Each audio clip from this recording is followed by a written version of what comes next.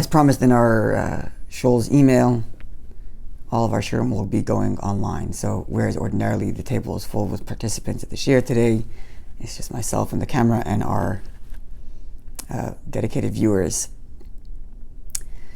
So just by way of introduction, first of all, of course, we hope and pray that all of you are doing well, doing safe, and we urge you to follow guidelines of the medical community and the medical professionals.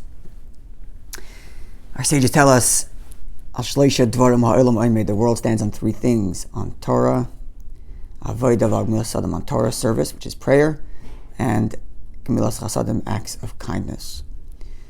So the illustration is the world, and then there are three pillars upon which the world rests.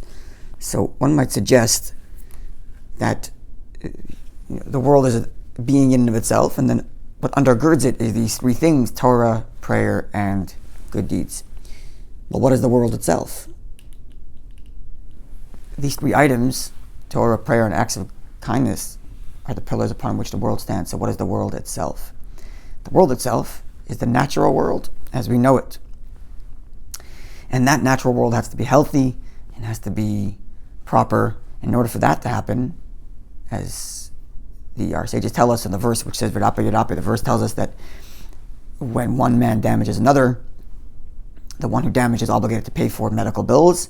And from here our sages derive this gives permission for the doctors to heal. So that's the natural world. The world itself is the world of nature and science and medicine, and therefore the world needs to be complete and wholesome.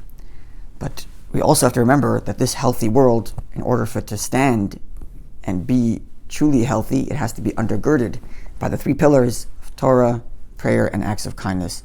So certainly not going to diminish in our Torah study, in our prayer, and in our acts of kindness, no matter what situation we're in, whether we're in isolation, God forbid, because of illness or because we want to prevent the illness. That cannot diminish from our prayer, it cannot diminish from our Torah, it cannot diminish from our kindness, and on the contrary, it must increase. And undergirding all these three is our faith in God, and that certainly cannot be diminished and must be increased. So having said that, welcome to our online daily Gemara class. We are on Kuf Zayin Amud Beis 107b.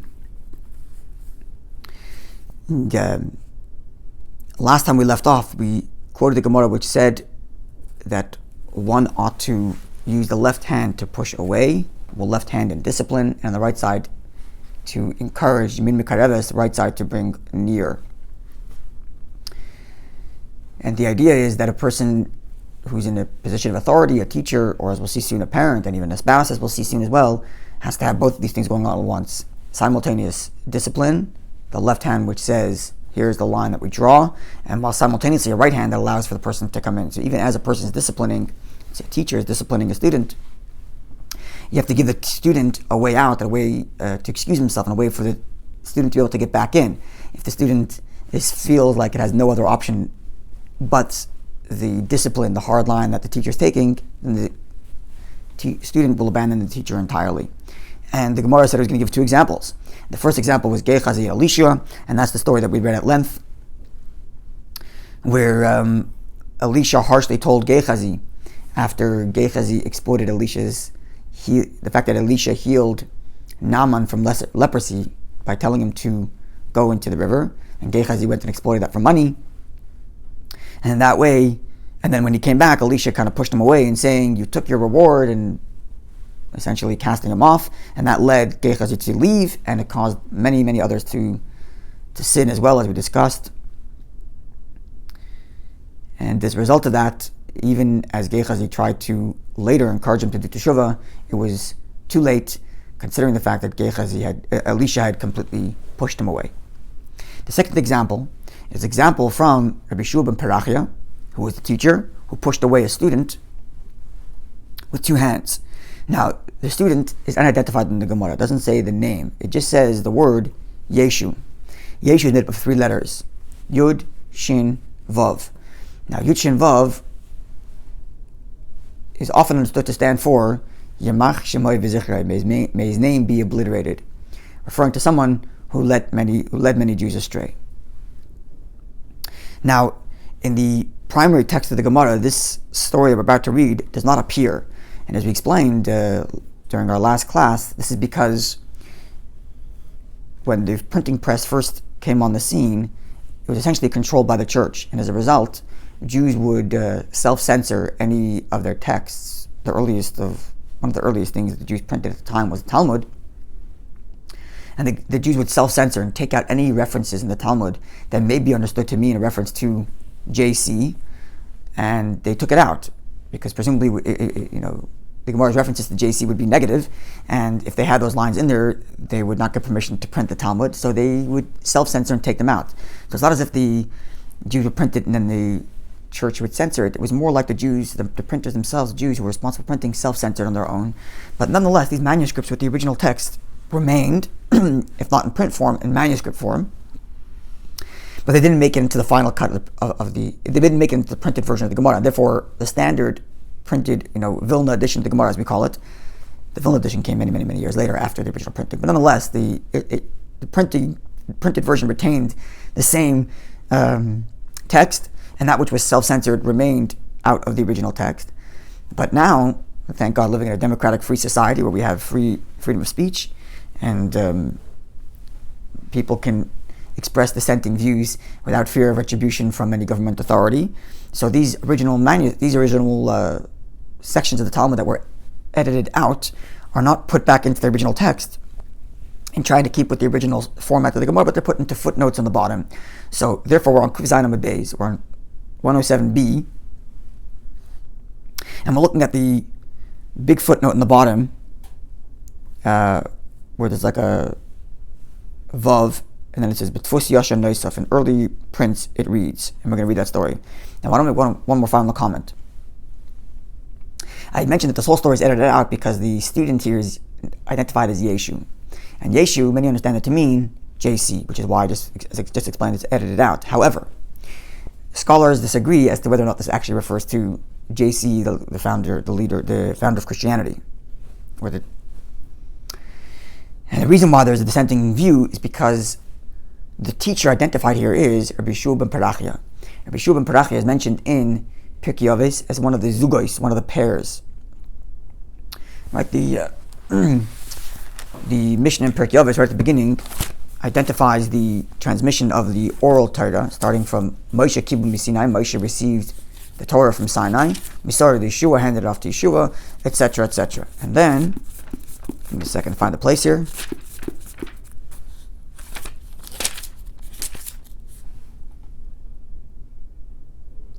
So Moshe got it from Sinai, gave it to Yeshua, Yeshua to the elders, elders to the prophets, prophets to the men of the great assembly.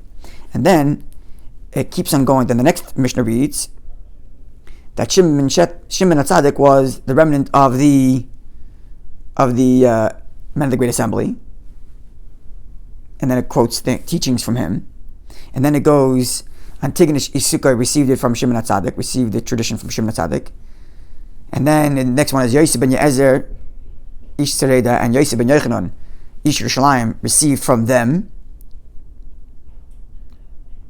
Now we're already getting into pairs, Yosef ben Yezer and Yosef ben Yochanan.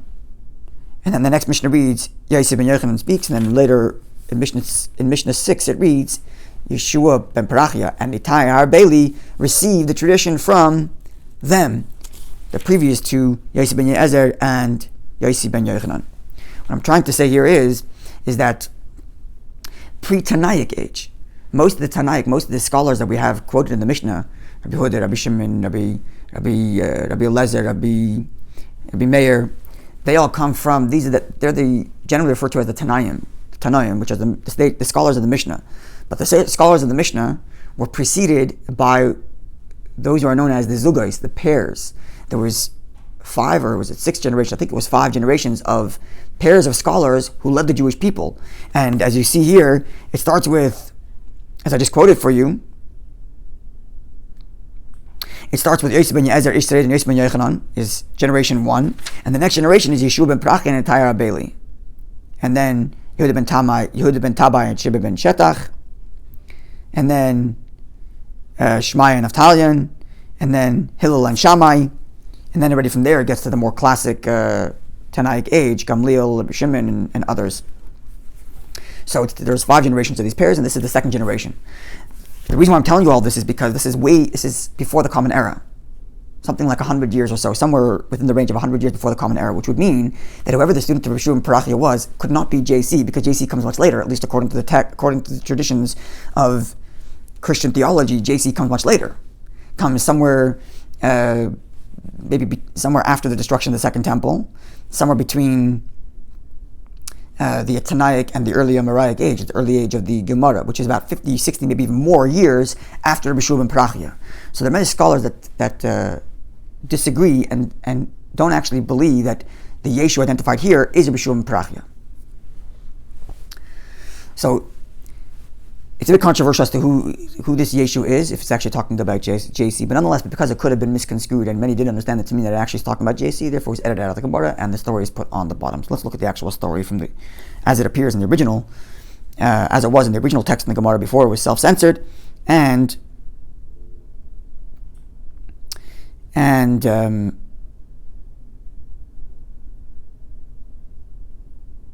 so let's have a look at the story. So Rabbi Yehoshua Ben Perachia Mai. What's the story of Rabbi Yehoshua Ben Perachia, who is the second example of someone who pushed away a student with 2 hands, and as a result was negative. He should have had one, as we just explained, left arm pushing away, left arm discipline, and right arm embracing, giving the student a way to correct his action rather than completely pushing the student away. So the first example was Elisha and his student Gehazi, as we explained earlier in the previous classes. And now the example is this Yeshu with his teacher, Rabbi Yehoshua Ben Perachia. So let's see. Yehoshua Ben Perachia Mahi. What's the story of Rabbi Yehoshua Ben Perachia? Kidekatlinura Yanai Malka Larabanon. When Yana the king killed the sages, so Yana the king is a king from the Hasmonaic line, which means after the story of Hanukkah. A very powerful king, but a very controversial king, and he killed many of his subjects. He killed for dissenting, especially those in the position of leadership, including the sages. A story, it's not for now.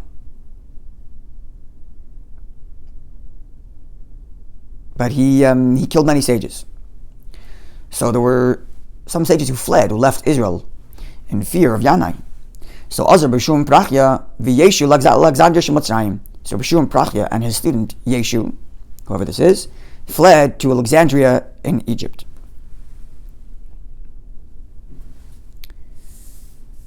Kihava Shalma. When finally peace was made between the sages and Yanai, and things calmed down, so Shimon ben Shetach, who, as we mentioned, is the next of the 2 pairs, so he would have been the successor of Rabbi Yehoshua Ben Perachia.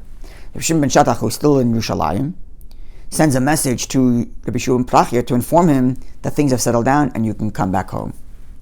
And this is the message he sends him. Shalach le Shimon ben Shetach. So Shimon ben Shetach said the message, quote, Mini Yerushalayim ir HaKodesh. From me, Jerusalem, the holy city, L'chi Alexandria Shemotzayim, unto you, Alexandria of Egypt. Achoi Sibali, my sister, my husband. Shari b'soichech, dwells amongst you. V'anoichi yesheva shemama, and I sit alone. In other words, Jerusalem, Shimon ben Shetach is sending a message that Jerusalem is speaking, and Jerusalem is saying, my sister, my husband, the reference to Jewish leadership.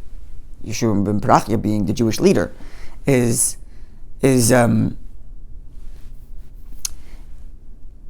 sitting amongst you, Egypt. So Jerusalem is speaking to Egypt and saying, my leader is sitting amongst you, and here I am in Jerusalem sitting alone.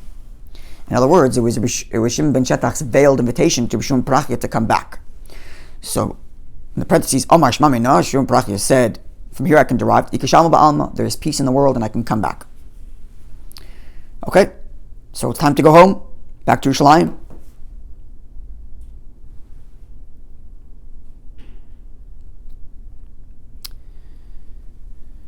So they got up to travel, Yeshua ben Perachia and his student Yeshu. Also, they arrived and they ended up staying at a certain inn, some hotel. Avdu le Yekara Tova. This innkeeper treated Rabbi Yehoshua Ben Perachia, leader of the Jewish people, treated him very well, very beautifully. Gave him great honor. Yekara Tova is great honor. Amar, so Rabbi Yehoshua Ben Perachia commented and said to his student Yeshu, doesn't say so clearly, but that's the implication. Kama yafa achtan yazu, how beautiful is this hostess? And Rabbi Yehoshua Ben Perachia meant how nice she is in her demeanor, in her graciousness to host them and treating them so well, complimenting her actions, her behavior, as Rashi has it here. Quote from Rashi elsewhere. So Amar Yeshu, so Yeshu said to his teacher, misunderstanding, when Rabbi Yehoshua Ben Perachia said how beautiful is this hostess, he meant in her actions, in her deeds, in the way she was hosting, in the way she was doing this great mitzvah of hosting guests, especially scholars. So Yeshu said, Rebbe, my teacher, Einah terufos, her eyes are narrow. I'm not sure if Yeshu means it as in, he's saying, yeah, look how beautiful she is, her eyes are narrow, or maybe he's complimenting and saying, she's not that beautiful because her eyes are narrow. But either way, I'm not sure which one it is, but either way, Yeshu is basically misunderstanding the teacher and thinking that when a teacher complimented how nice she is, that Rabbi Yehoshua Ben Perachia was commenting on her looks and her physical appearance, whereas Rabbi Yehoshua Ben Perachia meant her deeds and her mitzvahs. So Amar Loi, so Rabbi Yehoshua Ben Perachia said to Yeshu, and here is Rabbi Yehoshua Ben Perachia pushes away a student with two hands.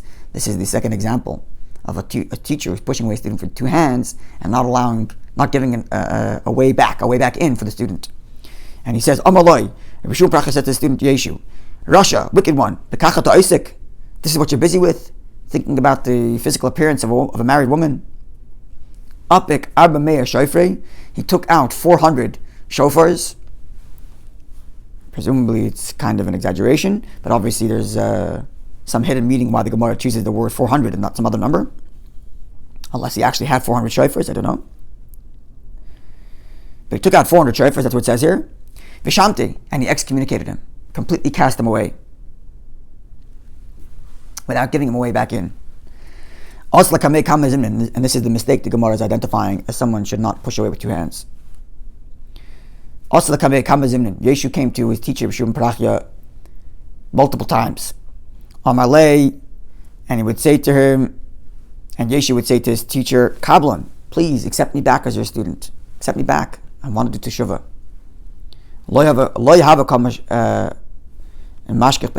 He wouldn't pay any heed to him. He's cast out. One day, one day, Yehoshua Ben Perachia was saying Shema. He was saying the Shema.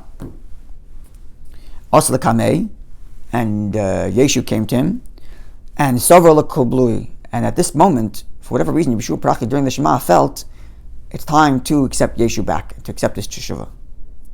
But he's middle saying Shema, so he couldn't communicate that.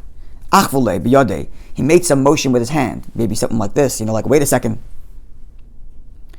Something that indicates, or that Rabbi Yehoshua Ben Perachia was trying to indicate to his student Yeshu, give me a second, and I'm gonna take you back.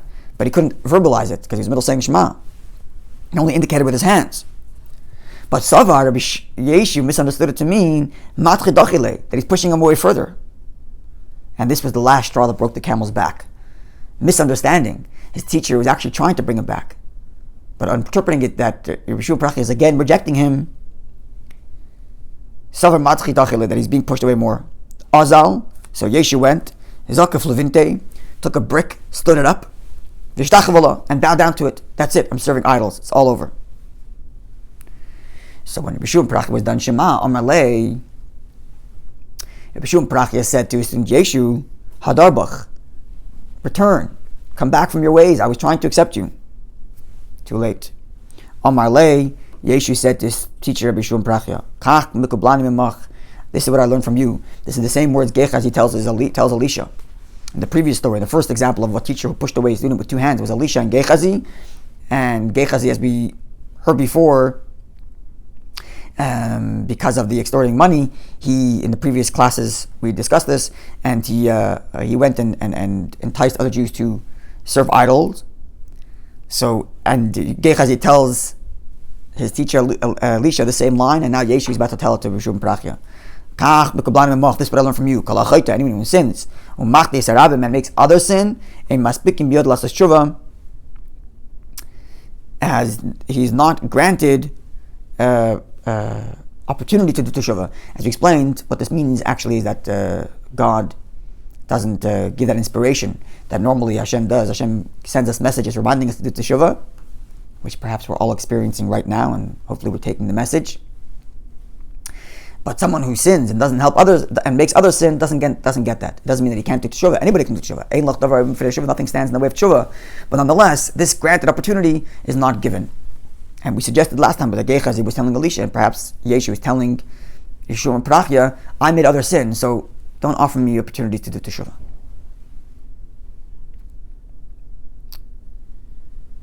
And the Gemara comments, Yeshu ha-Nazari, Yeshu the Nazareth. So this, because of the line Nazari, would seem to imply we are talking about JC. But as I mentioned before, the historical timelines of when Yeshua and Perachiah lived and when JC presumably lived don't exactly match up, so it doesn't have to be the same person. Or maybe the Gemara is commenting about Yeshua Nazir after the story, even though this comment is talking about JC, while the previous story is not talking about JC. I can't tell you for sure. There's lots of debate about that. But this is what the Gemara says. Yeshua Nazir, JC of Nazareth. Kishif did sorcery, and caused Jews to leave Judaism. I do want to add the following, that as I mentioned before, there's this king Yanai, after from the Hasmonaic line, from the Chashmonaim. The Chashmonaim, who won the temple back after during the story of Hanukkah, their kingdom, their line of kings became very quickly very corrupt. And Yanai is one of those corrupt kings.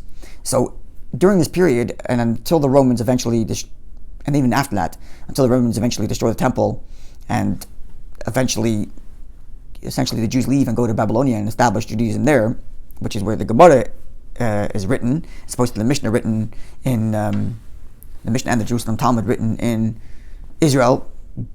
The Mishnah certainly is written before the Gemara, but even the Jerusalem Talmud is finished, it's redacted earlier than the Babylonian Talmud, which goes on longer. But during this whole period of chaos, there were many people, or at least huge numbers of people, who felt disenfranchised. They were watching the elite fight. There's the sages here, and the Sadducees here, and you have the Karaites there, and you have the Essenes here, and you have the kings, political kings here, and you have people who are in the Romans' pockets, and you have people who are fighting against the Romans. You have all kinds of chaotic groups going on, and a lot of the masses felt disenfranchised. So it was not uncommon for someone to come along who is a good orator, go to the masses and say, I'm going to lead you into victory, and to proclaim themselves Messiah. It was not unlikely. So what I'm trying to say is that JC is not a unique character in terms of the historical context. He may have been more charismatic and therefore more successful, but he wasn't unique in trying to claim to be a Messiah and I'm going to redeem everybody in this era of chaos. And it's quite possible that this Yeshu is another one such person who went along and said goodbye to Yeshua and Perachiah. He pushed me away and tried to, and was successful to some degree, to lead Jews astray in this time of political chaos. So it's just a kind of comment on what's going on in this era. Okay, so now we get back to the Gemara itself, where it's concluding comment on this idea of, on the one hand, discipline, the left hand pushes away, and the right hand brings in, the right hand embraces. This balance between hard line and yet giving opportunity for the student to return and not pushing away with two hands, as the Gemara puts it here, learning from the mistake of both Rabbi Yehoshua and Perachiah in his treatment of Yeshu, and in the previous classes, Elisha and his treatment of Gehazi. So final comment on that. This is a beautiful comment. So we're back in the actual text of the Gemara. The line begins with the word Amar Rabbi Yechanan, Gehazi, V'shleisha Banav, and then the words Tanya. So Tanya, we learned in Mishnaic text. Amar B'Shimon Elazar says, Yetzer, one's inclination.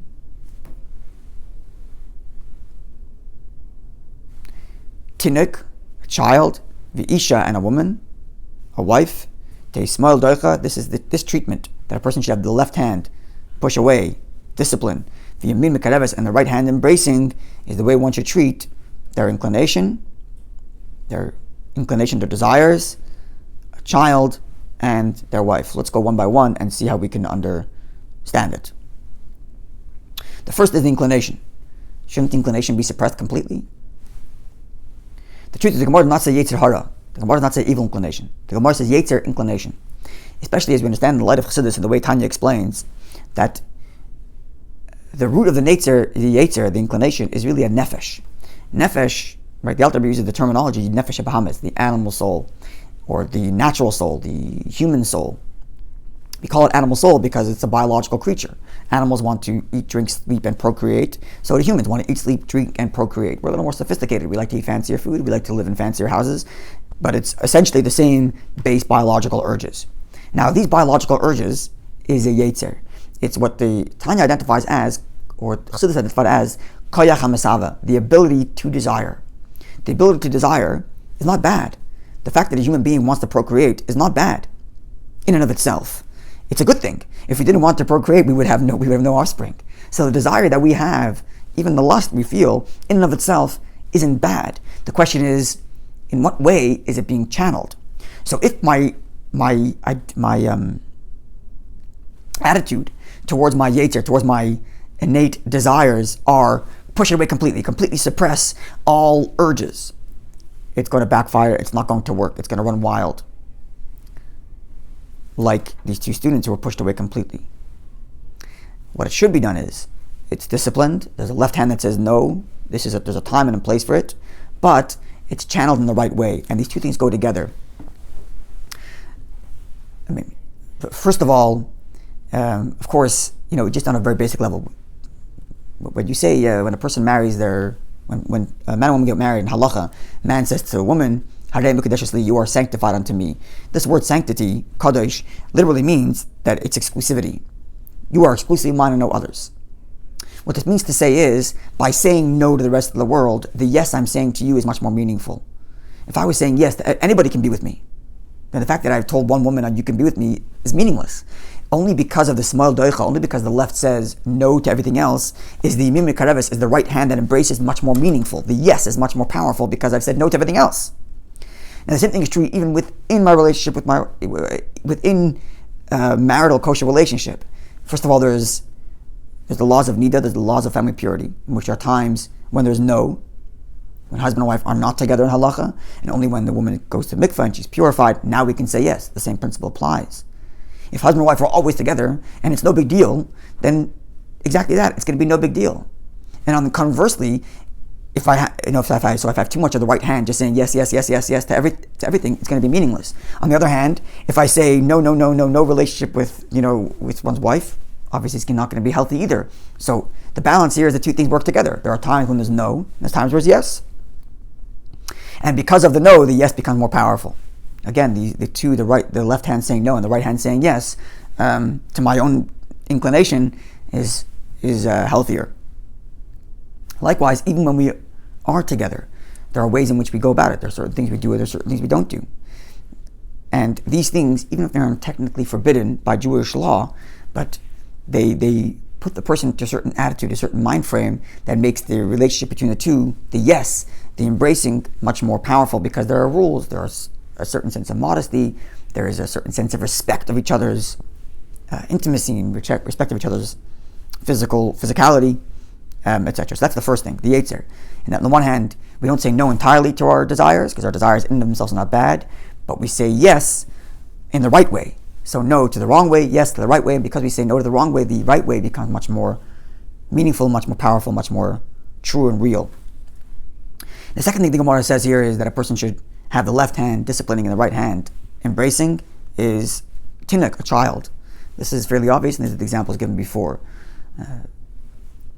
On the one hand, a parent who's always disciplined, never expressing love to their child, they're pushing away their child. The child's going to run off and they say, look for love elsewhere, and sometimes in not healthy ways. On the other hand, if the only thing is I say yes to my child for everything, and whatever they want they get, and there's no discipline, there's no sense of respect, and I want to be my child's best friend, unfortunately, I hear this from parents all the time. Me and my child are best friends. You're not supposed to be your child's best friend. You're supposed to be your child's parent. And as a parent, you give love and you also give discipline.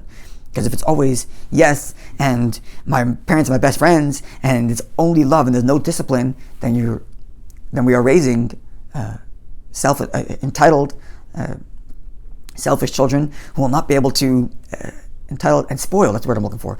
Selfish, entitled, spoiled children who will not be able to handle the rejection that sometimes happen in life because they never got it from their parents. So as a parent, we also have to have both of this balance. Love unconditionally, which comes along with a sense of discipline. Left hand discipline, while simultaneously the right hand embraces. And as before, they're not two separate items, discipline and love, but they actually coexist. So even as I discipline my children, even in the discipline, I'm doing it. Why? Because I love you, my child. So even in the discipline, even while the left is doing its discipline, the right hand is encouraging and embracing. And then thirdly, is Isha is with one's wife. We kind of addressed it in the first area, that if it's always yes, yes, yes, being in intimacy, it doesn't have any value because it's always yes. And there has to be some times when there's no. But I think more broadly also, people assume, or often people feel like, the song goes, all you need is love. Gemara is saying no. Besides for love, you need respect. And respect means not just I always tell and say everything I want to. Sometimes one has to restrain and not say something for the sake of respecting their spouse's place and position. And we'll conclude with this. I heard this from my grandfather once, my father's father, who is in his 90s, been married for 60 plus years. And I asked him once his secret, and he told me the secret is do nothing. What do you mean do nothing? So he said sometimes you and your wife, you have a faribul, you have a little disagreement, and maybe she's right, maybe you're right. Doesn't matter. You do nothing. You say nothing. Not always is it the right side that has to express itself. Sometimes it's the left side that requires discipline. And don't say anything. And that not doing anything isn't love in its classic sense. It's a discipline. It's a sense of respect. And as with the other cases, the respect and the love are not contradictions or two elements, but they actually coexist. Even as I'm respecting my wife and therefore not saying anything, that is, in a sense, a deeper expression of my love. But as it comes out, it's not as in I communicate that love, but rather as in not communicating, withholding and showing respect to the other's position. So, Mitzvah Hashem, God willing, will all strengthen our faith, and everybody will be happy and everybody will be healthy, and we won't miss any. We won't have to do Torah just to an empty table with a camera, but God willing, the tables will be full and life will return to normal, and even better, the world will get better with the coming of Mashiach. May it happen speedily in our days, and we hope everybody's safe and well. Have a wonderful day, and we'll continue, God willing, tomorrow.